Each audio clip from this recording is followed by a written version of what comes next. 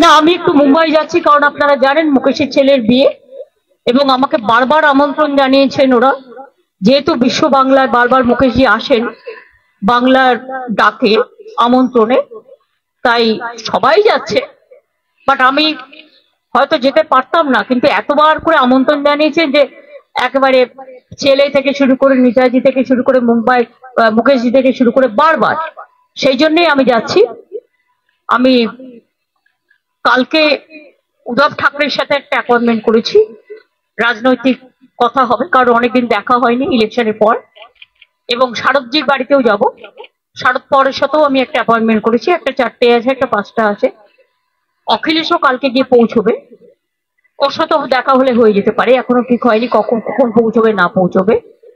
আমি কালকে তারপরে বিয়েতে অ্যাটেন্ড করে পরশুদিন ফিরে চলে আসবো। এই পর্যন্ত।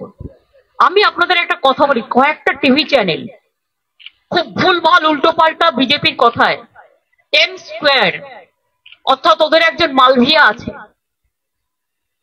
এম স্কোয়ার বলতে আমি কি বোঝাচ্ছি আপনারা বুঝে নিতে পারছেন। যা কীর্তি করেছে, কীর্তি ও কেলেঙ্কারি, যা বাংলা সংস্কৃতিতে খাপ খায় না। বাংলা কেন, দেশের নয়। 2021 সালের একটা ঘটনা নিয়ে কোন একটা টিভি চ্যানেল, যদিও এটা মুকেশজির TV channel, I am sorry to say, এখানে আমি কোনো কম্প্রোমাইজ করি না। 21 সালের ঘটনা নিয়ে আমার ইলেকশন ড্যামেজ করবার জন্য গত 72 ঘন্টা ধরে একতরফা ভাবে একই নিউজ দেখিয়ে গেছেন, অথচ সেই সময়টা অর্জুন সিং ওখানকার এমপি ছিলেন, এবং যারা করেছিল তারা কিন্তু অ্যারেস্ট হয়ে এখনো জেলে আছে। যেমন আমি আজকে একটা ঘটনা দেখলাম, ভাইরাল করছে, রানীবাদে একজন মারা গেছে, সব মৃত্যুই দুর্ভাগ্যজনক। আমি খোঁজ নিয়েছি, নিয়ে জানতে পারলাম ওটা একটা ফ্যামিলি ম্যাটার, পার্সোনাল এনিমিটি। সেটাকেও ইট ইজ নাথিং পলিটিক্যাল, তাও পুলিশ যে অ্যাকশন নেয় একটাই খবর, তৃণমূল দেখলেই জব্বর খবর। আর যে মানুষগুলো শান্তিপূর্ণভাবে ভোট দিল, একটা মানুষ ভুল করতে পারে, হাজারটা নয়, সেটাও মানুষ নয়। আমি বলবো যদি কেউ করে থাকে তার বিরুদ্ধে অ্যাকশন হবে। 29 জন অ্যারেস্ট হয়েছে, চোখ নেই কান নেই, দেখতে পায় না।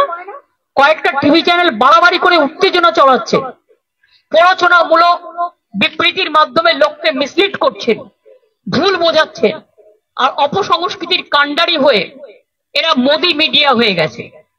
আমি আপনাদের বলবো, আপনাদের কিছু ক্রস চেক করার থাকলে, নবান্ন তো আমাদের সবাই থাকে, আমরাও থাকি, আপনারা ক্রস চেক করে নিন, পুলিশের কাছে ক্রস চেক করে নিন যে অ্যাকচুয়াল কি ঘটনা ঘটেছে।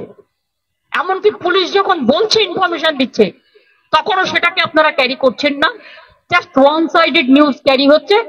কারণ তা নাহলে বিজেপি আপনাদের ইনকাম ট্যাক্স রেড করবে, সিবিআই রেড করবে, ইডি রেড করবে। এটা দীর্ঘদিন চলতে পারে না। এটা আমি আপনাদের কাছে আবেদন জানাচ্ছি এখন। এরপর যদি আবেদনে কান না হয়, তখন আমি আইনের পথ দেখব।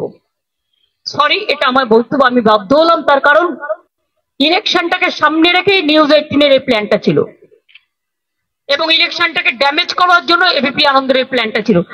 আর কতগুলো টিভি চ্যানেল আছে যাদের নাম আমি করতে চাই না, নাম করলে কষ্ট লাগে, তাদের পাবলিসিটি হয়। আই এম সরি, আমি তাদের বলতে চাই না। থ্যাংক ইউ, ভালো থাকবেন সকলে, আমার টাইম হয়ে গেছে তাই আমি যাচ্ছি। সকলে সুস্থ থাকবেন, ভালো থাকবেন। আমি চাই উল্টোরথ এবং মহরম সবকিছু শান্তিপূর্ণভাবে হোক, যাতে কোনো অসুবিধে না হয়। এটা সব। আজকে আমি আর কোশ্চেনের উত্তর দিতে পারছি না, because I am late now.